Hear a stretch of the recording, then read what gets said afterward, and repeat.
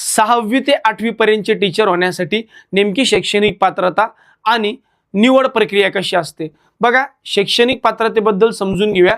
BA BCom किंवा BSc मधून तुमची पदवी झाली असावी किंवा समतुल्य पदवी असावी।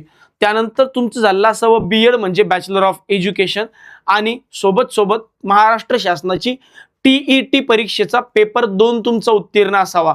आता काही ठिकाणी TETच्या पेपर 2च्या ऐवजी CTETचा पेपर 2 सुद्धा चालतो, पण तो काही जाहिरातींपुरता मर्यादित असतो। पण TET पेपर 2 जर तुम्ही उत्तीर्ण असाल तर तो सगळीकडे चालतो। सोबत तुमची निवड प्रक्रिया होते ती म्हणजे कशी, तर तुमची सर्वात पहिल्यांदा तुम्हाला टेट परीक्षा द्यावी लागते। टेट परीक्षेमध्ये म्हणजे TAIT परीक्षा, या परीक्षेमध्ये तुम्हाला मिळालेल्या गुणांच्या आधारावर तुम्हाला पवित्र पोर्टलवर नोंदणी करावी लागते आणि त्या ठिकाणी तुम्हाला द्यावे लागतात प्राधान्यक्रम पसंतीक्रम।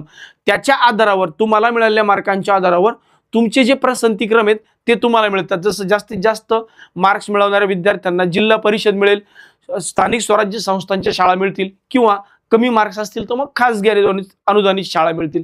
तर अशा पद्धतीने संपूर्ण निवड प्रक्रिया आणि शैक्षणिक पात्रता असते 6वी ते 8वीच्या शिक्षकांसाठी। अशाच प्रकारच्या नवनवीन व्हिडिओसाठी आमच्या चॅनलला नक्की सबस्क्राइब करून ठेवा। धन्यवाद।